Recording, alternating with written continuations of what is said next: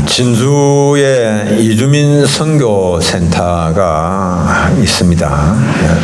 거기 담임 목사님이 윤광학 목사님이신데 지난 2월 9일에 하나님 부르심을 받았습니다. 그 목사님의 나이가 51살이었습니다. 유가족으로 또 사모와 그리고 어린 세 딸, 중학교 2학년, 초등학교 5학년, 초등학교 3학년 세 딸이 있었습니다. 4년 전에 이 이주민 선교 사역을 전개를 하게 되었는데요. 최근에 이제 교회를 좀 더 넓은 장소로 옮긴다고 이렇게 이전을 했는데, 먼저 세대로 살던 그 건물의 주인이 보증금을 절반만 돌려주고 나머지 보증금은 창문에 이제 유리창에 시트지를 제거하고 나면 나머지 절반을 돌려준다고. 그래서 그 목사님이 이제 2층인데 2층에 세대로 살고 있었는데 2층에서 이 시트지 제거하는 작업을 직접 하다가 작업이 거의 마무리되는 순간이었는데 몸의 균형을 잃고 2층에서 떨어져서 응급실로 실려갔지만은 의식을 회복하지 못하고 사랑하는 주님의 품에 안기고 말았습니다.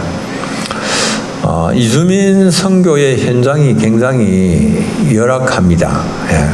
그 열악한다 한 것을 어떻게 알 수 있는가 하면 굉장히 그 선교 현장이 힘든 그런 현장이거든요. 그들의 삶의, 이주민들의 삶의 현장이 굉장히 힘듭니다. 2022년 카타르 월드컵 개최를 위해서 축구장을 만들고 기타 여러 관련 시설을 건축하는데 이것을 위하여서 건설 현장에서 일을 하다가 목숨을 잃은 사람이 6,751명입니다. 이게 지금 동아일보 2022년 1월 10일자에 나온 보도인데요. 목숨을 잃은 사람들의 국적을 보면 인도 2,711명, 네팔 1,641명 등 서남아시아, 동남아시아 그리고 아프리카 출신의 노동자들이 주로 목숨을 잃었습니다. 우리나라라고 해서 우리나라는 대단히 노동 환경이 좋고 선진적인 그런 환경을 갖추고 있다, 그러지는 않습니다. 우리나라에도 2020년에 환경노동위원회에 제출된 고용노동부 자료에 보면은 고용 허가를 받아서 우리나라의 외국인들이 해마다 22만 명 정도 입국을 합니다. 그런데 22만 명 가운데 산업재해자가 매해 7,000명 정도 발생해요. 제가 보니까 조금 덜하고 하는 거 있지만 평균 7,000명 정도가 발생합니다. 이 중에서 사망이 매해 1년에 평균 100명 정도, 우리나라에 일하러 왔다가 100명 정도 사망합니다. 그런데 이거는 등록 노동자인데 미등록 노동자까지 포함하면은 더 많아지겠죠. 미등록 노동자들이 처한 환경이 더 열악하거든요. 이 산업재해 외에도 각종 질병으로 사망에 이르기도 합니다. 심장질환, 뇌질환, 암, 이주 노동자들이 접하게 되는 여러 가지 스트레스성 그런 환경으로 인하여서, 과다한 노동으로 인하여서 결국 죽음에 이르는 사람들이 많다라고 하는 겁니다. 저도 길지 않은 시간이지만 이주 노동자들 그들을 조금 이렇게 함께 보살폈던 그런 적이 있었는데요. 굉장히 열악합니다. 조그마한 방 하나에 우리가 이제 이 한 사람, 두 사람 들어가면 딱 맞는데 보통 그런 데서 7명, 8명, 그거보다 더 많이 10명도 막 이렇게 지나기도 하고 남자고 여자고 뭐 이런 구별 없습니다. 그냥 그걸 다 들어가서 그렇게 이제 지나고 하는 그런 일들도 있는데요. 이 굉장히 그들이 처하고 있는 상황, 환경들이 열악하죠. 고통에 시달리고 있죠.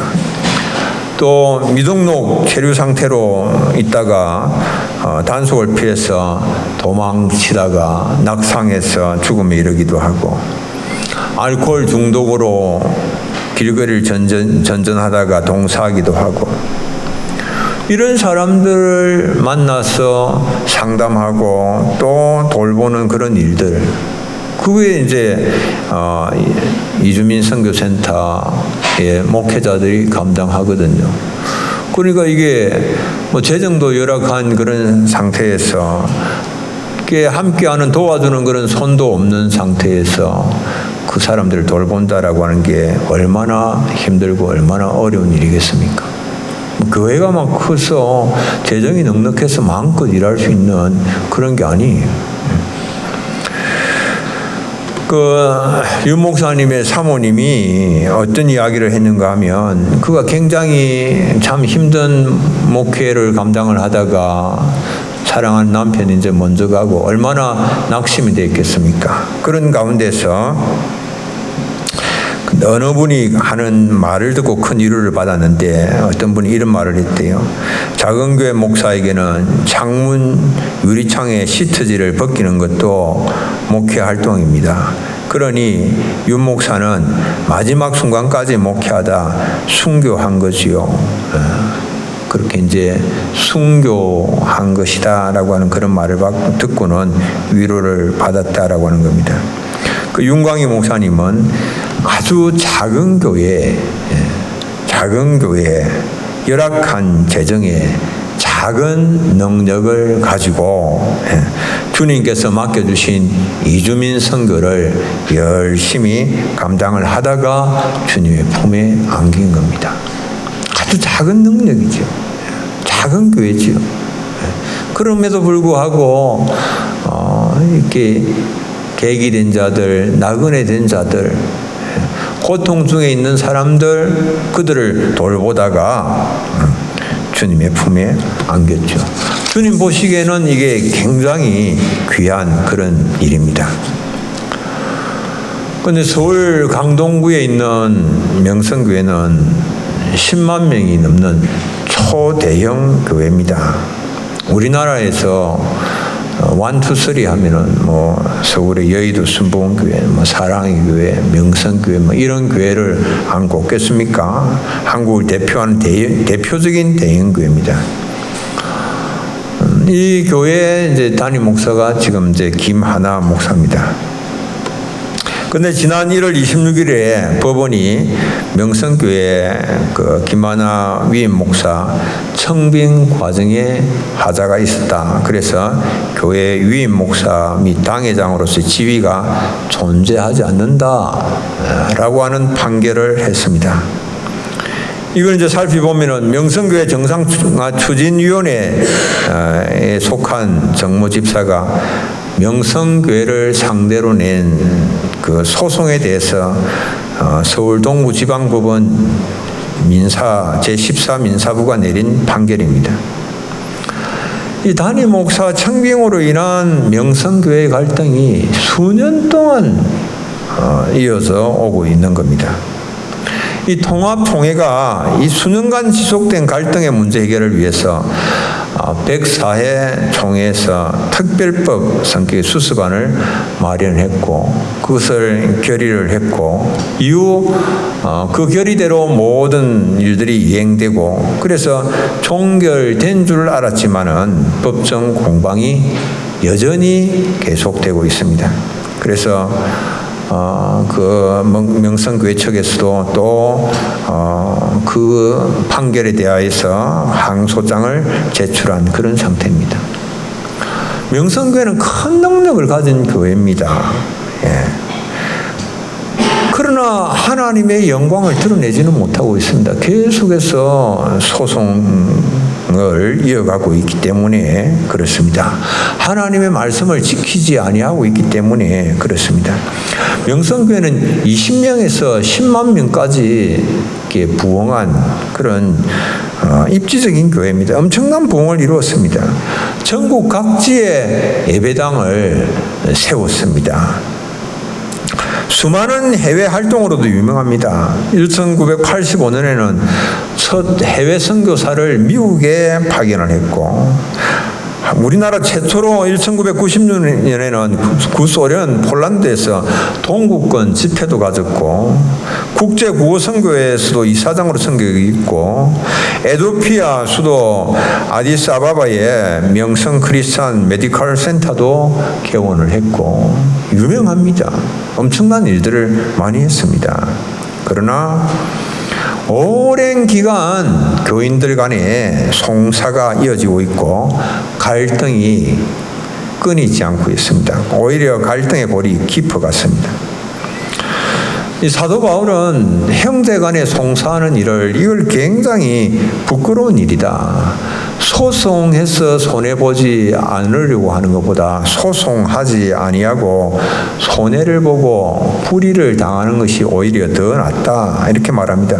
고린도전서 9장 6절로 7절 형제가 형제와 더불어 송사할 뿐더러 믿지 아니하는 자들 앞에서 하느냐 너희가 피차 고발함으로 너희 가운데 이미 뚜렷한 허물이 있나니 차라리 불의를 당하는 것이 낫지 아니하며 차라리 속는 것이 낫지 아니하냐. 속지 아니하려고 불의를 당하지 아니하려고 막 송사하는 것보다 차라리 형제간에 그러지 말고 쏟고 불의를 당하고 손해보는 쪽을 택하라. 그렇게 성경은 우리에게 교훈하고 말씀을 하지만은 그러나 큰 능력을 가졌음에도 불구하고 계속적으로 송사를 하고 있습니다. 여러분들이 큰 능력으로 하나님의 영광이 드러납니까? 드러나지 않아요. 오히려 큰 능력을 가지고 있는 교회이지만 하나님의 말씀을 지키지 아니함으로 인하여서 하나님 영광을 가리우는 일들이 일어나고 있다라고 하는 겁니다. 오늘 본문에 나타나고 있는 이 빌라델피아 교회에 대하여서 주님이 칭찬을 하시는 것은 뭡니까? 작은 능력을 가지고서도 내 말을 지키고 끝까지 내 이름을 배신하지 아니하였다라고 하는 겁니다. 작은 능력을 가지고서도 내 말을 지키고 끝까지 나를 배신하지 아니한 것, 그것이 참 귀하다라고 주님께서 말씀을 합니다. 여러분들 이 작은 능력을 가진 교회라고 하는 그런 뜻이 뭘까요? 작은 능력을 가진 영적인 활력이 부족한 교회다라고 하는 그런 말씀일까요? 그렇지는 않죠. 그러면은 주님께서 이 작은 능력의 교회임에도 불구하고 주님의 말씀을 지키고 배반하지 아니하였다라고 그렇게 칭찬하지 아니하시겠죠. 예. 이 빌라델피아에 대해서 이 그리스 지리학자고 역사학자인 스트라본이 그의 지리지에서 어떻게 빌라델피아라고 하는 도시를 묘사를 하고 있는가 하면은 지진이 아주 빈번한 도시다 이렇게 표현을 했습니다. AD 17년경 그 인근에 강력한 지진이 발생했습니다. 소아시아 도시들을 강타를 했습니다. 이 빌라델피아 시민들은 그 후에도 여진으로 인하여서 이 지진의 충격과 공포를 일상에서 겪게 됩니다. 그러니 생각을 해보십시오. 계속해서 여진으로 인하여서 공포스러운 그런 환경 속에 웬만큼 형편이 되면 그 빌라델피아 시에서 살려고 하겠습니까? 형편이 되는 사람들은 그곳을 다 떠나는 겁니다. 자연히 그 도시에 남는 사람들은 경제적으로 나갈 수 없는 사람들, 경제적인 약자들, 떠날 형편이 되지 않는 사람들, 힘없는 사람들만 그 도시에 남아 있는 거예요. 그러니까 교회도 마찬가지입니다. 경제적으로 약하고 또 사람들이 많이 떠났기 때문에 숫자적으로도 얼마 되지 아니하는 그런 교회, 아주 약하디 약한 교회죠. 세상적인 눈으로 보면 한없이 연약한 그런 교회입니다. 훅 불면 날아갈 것 같고 위협을 받게 되면 쉽게 무릎을 꿇을 것 같은 그런 교회가 빌라델피아 교회였어요. 그런데 그런 작은 능력을 가졌음에도 불구하고 이 끝까지 빌라델피아 교회는 주님의 말씀을 지키고 주님의 이름을 비판을 하지를 않는 거예요. 그 주님께서 보실 때는 이 조그마한 교회가 사람도 얼마 되지도 아니하고 재정도 얼마 되지도 아니하고 힘도 없는 것 같은데 끝까지 주님의 말씀을 지키고 그 주님을 배반하지 않는 것을 보면서 굉장히 기뻐하시는 거죠. 왜 많은 교회들이 큰 능력을 가졌음에도 불구하고 주님의 말씀을 지키지 못하고 주님의 이름을 쉽게 배반하는가? 여러분들이 사대교회 보십시오. 사대교회는 유명한 교회였습니다. 큰 능력을 가진 그런 교회였습니다. 그렇지만은 과소비와 향락에 빠지고 쾌락의 문화에 젖어들고 세상의 문화에 푹 젖어서 성도의 흰옷을 더럽히고 말았지 않습니까? 그렇습니다. 가룟 유다는 예수 그리스도의 전도단의 제물을 맡은 주님의 신뢰받는 자였음에도 불구하고 자기의 사상과 이념 그리고 세상적 가치관을 버리지 못하고 예수님을 배신하고 은삼십에 팔아버리고 말았습니다. 그는 영광만 꿈꿨지 결코 자기 십자가를 지려고 하지는 않았습니다. 왜 말씀을 지키지 않고 배신의 길을 걷게 되는가라고 하는 겁니다. 끝까지 인내하며 십자가를 질 때 주님께서 우리에게 주시는 그 영광을 보지를 못한 까닭이죠. 오늘 우리 교회 역시 작은 능력의 교회입니다. 소수가 모이는 교회입니다. 재정적으로도 약합니다. 힘이 약합니다. 세상적으로 볼 때는 이 교회 이거는 뭐 별 힘이 없는 교회다. 영향력이 없는 교회다. 이렇게 생각할 수가 있습니다. 그럼에도 불구하고 주의 말씀을 지키고 끝까지 주의 이름을 배반하지 않기 위해서는 주님께서 주시는 이 보장과 상급의 말씀에 대하여서 귀를 기울여야 됩니다. 그걸 보고 그것을 알면 힘들고 어려워도 끝까지 말씀을 지키고 그리고 주님 배신하지 않는 배신의 길을 걷지 않을 수가 있다라고 하는 겁니다. 첫째로 주님께서는 그렇게 계속해서 주님의 말씀을 붙잡고 있는 자들에게 승리를 주실 것을 말씀하십니다.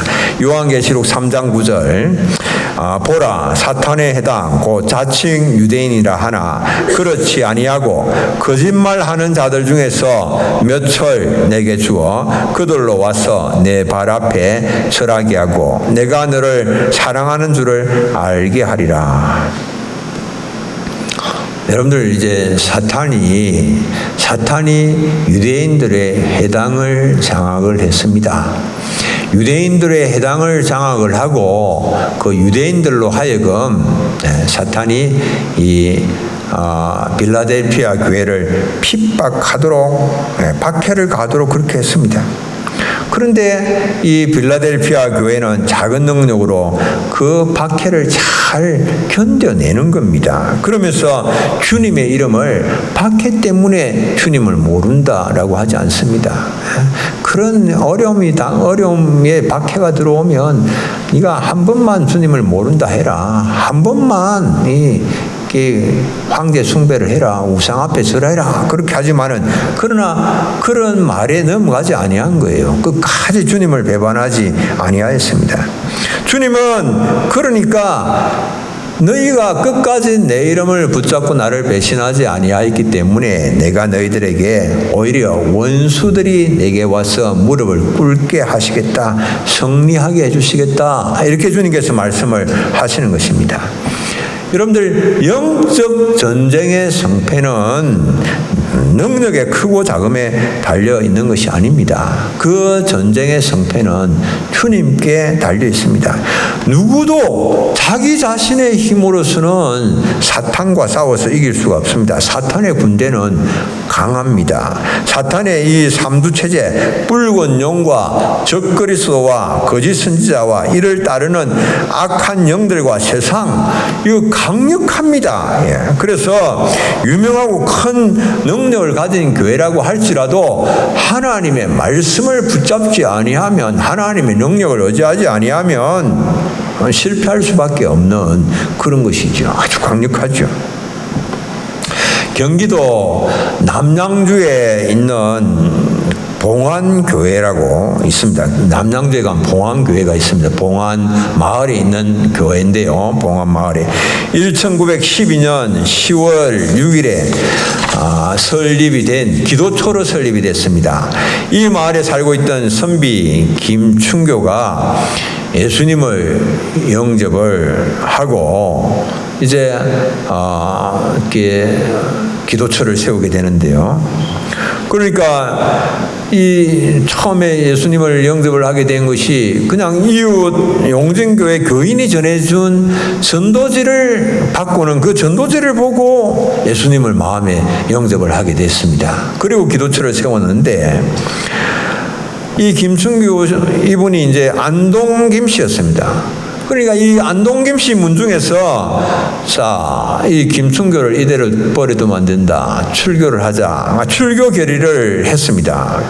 출교 결의를 했는데, 그러나 나는 그런 것에 무릎 꿇지 않겠다, 절대로 신앙을 버릴 수가 없다. 작은 믿음으로 홀로 신앙생활을 시작을 했지만은 그 주변에 아무도 그를 도와주는 자가 없었지만은 끝까지 주님을 배신하지 아니하였죠. 그러다가 1915년에 이제 봉안교회로 설립 예배를 드리게 됐는데요. 이 교회에서 이제 몽양 여운영 선생이 자익 우익 이념을 통일하고, 그리고 하나의 국가를 위하여서 하나님께 기도하고 청년들 계몽 운동을 힘썼습니다. 그뿐만 아니고 이 작은 교회에서 이 봉안교회 개척에 앞장섰던 김춘교 성도의 자제가 가나안 농군학교 창설자인 김용기 장로였습니다. 이 김용기 장로가 이 교회에서 27살에 장로 장립을 받습니다. 장로 장립을 받고 신사 참배 반대로 인해서 어려움을 겪는 교회를 지키고 지역 주민들하고 사회를 구원하고 계몽하기 위하여서 그곳에서 몸부림치면서 눈물 흘리고 기도를 했습니다. 이 김용기 장로의 장로 장립에 얽힌 그런 이야기입니다. 일제는 김용기 장로에게 네가 장로 장립을 받으려면 동방요배를 하고 장로 장립을 받으라 그랬습니다. 이 동방요배라고 하면 일본 신도에서 천황이 신입니다. 그래서 천황이 살고 있는 동쪽을 향해서 절을 하라라고 하는 겁니다. 이 절하는 의식이 동방요배입니다. 그런데 김용기 장로, 나는 절대 그럴 수 없다, 단호하게 거부를 하고 감옥에 들어갔습니다. 일본 순사가 와서 해유를 합니다. 나 혼자만 알고 있을 테니까 여기서 동방요배 한 번만 해라, 해유를 했습니다. 그러나 이 김용기 장로님 하시는 이야기가, 하나님이 여기도 계시거늘 어떻게 그렇게 할 수가 있겠습니까? 절대로 그렇게 할 수가 없다라고 하는 거예요. 그러면서 고난의 길을 걸어갔습니다. 작은 능력으로 주님의 말씀을 굳게 지켜냈습니다. 그런 김용기 장로에게 주님께서 승리를 주셨죠. 그는 이 김용기 장로는 가나안 농군학교를 세워서 복민운동을 전개하면서 수많은 사람들에게 복음을 전파하고 선한 영향력을 미쳤지 않습니까? 여러분들, 오늘 우리가 작은 교회라고 할지라도 끝까지 하나님의 말씀을 붙잡아야 됩니다. 하나님의 말씀을 붙잡고 위협이 들어온다고 할지라도, 해유가 들어온다고 할지라도 주님을 모른다라고 말하지 아니하고 배신하지 아니하고 끝까지 주님을 바라보시면서 나아가시는 우리 성도님들 되시기 바랍니다. 두 번째로, 주님께서 시험의 때를 면하게 하십니다. 3장 10절에 네가 나의 인내의 말씀을 지켰은즉 내가 또한 너를 지켜 시험의 때를 면하게 하리니 이는 장차 온 세상에 임하여 땅에 거하는 자들을 시험할 때라. 이렇게 말씀을 합니다. 주님은 빌라델피아 교회가 주님의 인내의 말씀을 지켰기 때문에 장차 임하게 될 환난으로부터 그들을 지켜주시겠다, 이렇게 말씀을 하셨습니다. 주님의 말씀을 환난 가운데서도 인내하며 지키는 이것은 하나님을 사랑하는 것의 표현입니다. 하나님을 사랑하는 자를 하나님께서 사랑하시고 그에게 하나님의 사랑을 나타냅니다. 여러분도 하나님의 사랑을 어떻게 표현하시렵니까? 하나님의 말로는, 입으로는 하나님 사랑합니다라고 하면서 하나님을 사랑하는 것을 어떻게 나타내 보입니까? 하나님의 말씀을 전혀 힘써 지키지 않으면서 하나님을 사랑한다. 네. 여러분들, 이거 하나님께서 그런 말씀, 우리의 말에 쏙지 않으시죠. 요한복음 14장 21절 나의 계명을 지키는 자라야 나를 사랑하는 자니, 나를 사랑하는 자는 내 아버지께 사랑을 받을 것이요 나도 그를 사랑하여 그에게 나를 나타내리라. 나의 계명을 지키는 자라야, 말로 나를 사랑한다라고 해서 사랑하는 것이 아니라 나의 계명을 지키는 자라야 나를 사랑하는 자고 내가 그에게 사랑을 나타내겠다, 주님께서 말씀을 하십니다. 우리가 하나님의 말씀을 지키면 하나님께서 우리를 지키신다라고 하는 겁니다. 그리고 시험의 때를 면하게 하시는 겁니다. 내가 하나님의 말씀을 지키니까 하나님이 나를 지키시고 하나님이 나로 하여금 시험의 때를 면하게 하시는 거예요.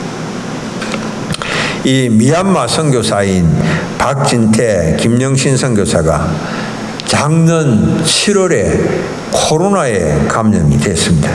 생명의 위기를 겪게 됐습니다. 코로나 감염되니까 이분들이 숨 쉬는 것, 냄새 맡는 것, 맛을 느끼는 것, 선교사들이 코로나 감염이 많이 됐어요. 그들이 하나같이 하는 거, 코로나 감염되니까 숨이 안 쉬어지니까 이거 살 수가 없다라고 하는 겁니다. 그리고 이제 바이러스성 폐렴으로 인하여서 호흡 곤란이 왔고 산소 포화도가 40%로 떨어졌습니다. 정상 수치가 95% 이상입니다. 그래서 40%로 떨어진 거예요. 맥박이 3으로 떨어지고 쇼크가 2차례 오고 생명이 위독한 지경에까지 갔습니다.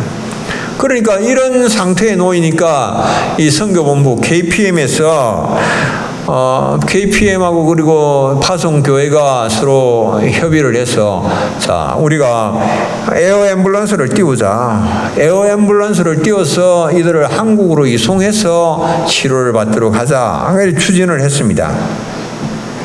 그런데 이들 선교사 부부가 생각을 하니까 에어 앰뷸런스를 띄우고 한국으로 이송하는데 드는 비용이, 에어 앰뷸런스를 한번 띄우는데 2억이에요. 그러니까 그 비용이 부담되기도 했지만은, 그러나 자신들이 생각을 해보니까 자신들이 섬기고 있는 그 미얀마 영혼들, 미얀마의 제자들, 성도들, 그 성도들은 코로나로 인하여서 그곳에서 고통을 당하고 있는데 그러면서도 전혀 어떤 의료 혜택도 받지 못한 상황에 버려져 있는데 그들을 남겨두고 에어 앰뷸런스를 타고 한국에 와서 치료를 받는다라고 하는 것이 도저히 허락이 되지 아니하여서 미얀마 현지에 남기로 그렇게 결정을 한 겁니다. 그래서 그 현지 사람들과 함께 어려움을 당하겠다, 끝까지 그들을 돌보겠다 그렇게 마음을 먹었는데 하나님께서 그들을 그대로 버려두지 아니하셨어요. 외교 행랑으로 들어온 산소 발생기로 인하여서 위기를 극복을 하고 치료를 받을 수가 있게 되었습니다.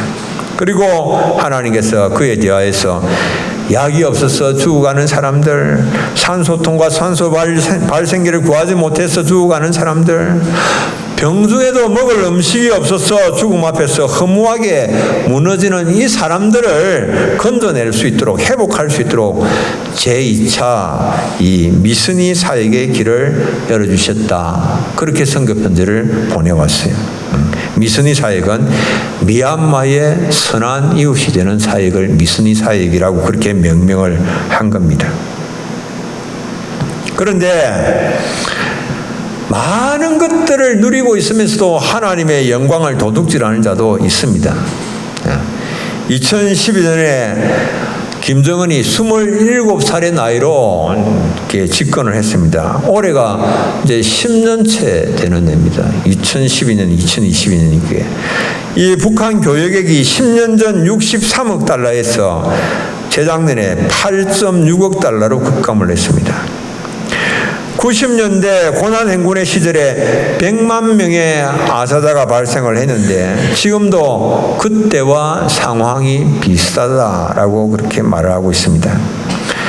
이 북한 주민들이 이렇게 엄청난 고통에 이렇게 허덕이고 있는데 이번에 지난 1월에 김정은이가 북한에서 이 초호화 요트를 타고 휴가를 보냈는데요. 제가 이게 이 MBN 뉴스 보도 내용인데요. 깜짝 놀랐어요. 요트가 이렇게 큰 요트가 있는가? 요트의 길이가 80m입니다. 요트 길이가. 예. 그리고 이 요트에 이중 나선형 워터 슬라이드가 있고 올림픽 경기장 규격의 수영장이 있는 거예요. 올림픽 경기장 규격 수영장이 얼마입니까? 50m입니까? 그 올림픽 경기장 규격의 수영장이 있는 요트. 예.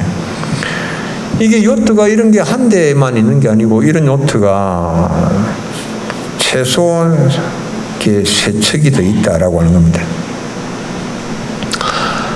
이 금년 1월에 이렇게 발사한 미사일에 이렇게 투입된 돈이 780억 정도로 지금 추정이 되고 있는데요. 이 금액은 쌀을 15만 톤 살 수 있는 돈이에요. 1만 톤만 있어도 북한 인구 전체가 하루를 먹을 수 있는데 이게 이제 15만 톤. 이게 이제 한꺼번에 이렇게 날리고 있는 거예요. 이 지난 2월 17일자 MBN 뉴스 내용입니다, 이게. 북한은 수많은 사람들이 지금 굶어 죽어가고 있습니다. 그런데 김정은은 초호화 요트에서 수건 대의 명품 시계를 차고, 그리고 온갖 호사를 다 누리고 있는 미사일 시험에 수천억을, 수백억을 투입을 하고 있는 이런 상황입니다. 그리고 그것도 부족하여서 하나님의 영광을 도둑질하고 있습니다. 이 백성들에게 어떤 구호를 외치도록 하는지 아십니까? 북한의 이게 사진을 보십시오. 북한의 사진 보면 이게 이런 구호들을 외치게 합니다. 위대한 수령님들께 최대의 영광을, 우리 당과 국가 군대의 최고 영도자 김정은 동지께 최대의 영광을 돌립니다. 이 최대의 영광 누구에게 돌려야 되는 겁니까? 하나님께 돌려야 될 것을 최고의 영도자 김정은 동지께 최대의 영광을 돌립니다. 하나님 뭐라고 말씀하십니까? 하나님은 내 영광을 다른 자에게, 내 찬송을 우상에게 주지 아니하리라. 하나님 그렇게 말씀을 하십니다. 여러분들, 그런데 하나님의 영광을 계속해서 하나님의 영광을 도둑질하는 김정은을 하나님께서 그대로 버려두시겠습니까? 하나님께서 심판을 하시죠. 그러나 적은 믿음을 가지고도 끝까지 하나님의 말씀을 지키는 자, 하나님께서 그대로 모른다고 외면을 하시겠습니까? 예민하시지 않죠. 시험의 때를 면하게 하나님께서 그들을 지키시죠. 세 번째, 주님께서 안전을 보장을 해주십니다. 3장 12절, 이기는 자는 내 하나님 성전의 기둥이 되게 하리니 그가 결코 다시 나가지 아니하리라. 내가 하나님의 이름과 하나님의 성 곧 하늘에서 내 하나님께로부터 내려오는 새 예루살렘의 이름과 나의 새 이름을 그의 위에 기록하리라. 이렇게 말씀합니다. 여러분들, 이기는 자에게는 하나님의 성전의 기둥이 되게 하시겠다. 이렇게 말씀을 하십니다. 성전의 기둥은 성전과 함께 영원히 고정이 됩니다. 건물이 있는 한 그것을 버티는 기둥이 있는 거죠. 성전이 존재하는 한 성전을 버티는 기둥이 있는 거예요. 주님께서 이기는 자들을 이 성전의 기둥처럼 안전하고 견고하게 그렇게 보호하실 것을 말씀을 하셨습니다. 성전의 기둥이 결코 무너질 리가 없는 것처럼 하나님께서 지키시는 성도의 삶도 결코 무너지지 아니한다라고 하는 겁니다.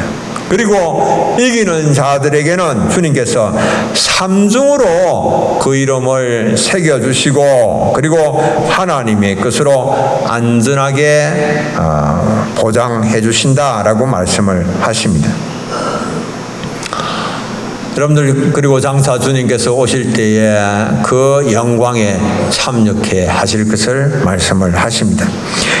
우리가 빌라델피아 교회처럼 작은 교회지만은, 작은 능력의 교회지만은 불평하지 아니하고 이 하나님의 말씀을 잘 지킴으로 인하여서 하나님께서 우리에게 막 열린 문, 하나님께서 이 다윗의 열쇠를 가지신 주님께서 문을 열어주실 텐데 그 전도의 문도 열어주시고 축복의 문도 열어주시고 그 열린 문의 복을 누리면서 많은 영혼들을 주님께로 인도하는 그런 2022년 그런 한 해 되면 좋겠습니다. 작은 우리가 능력이지만 끝까지 붙잡고 그래서 주님께서 문을 활짝 열어주시는 그런 복을 누리시는 우리 교우님들 다 되시길 바랍니다.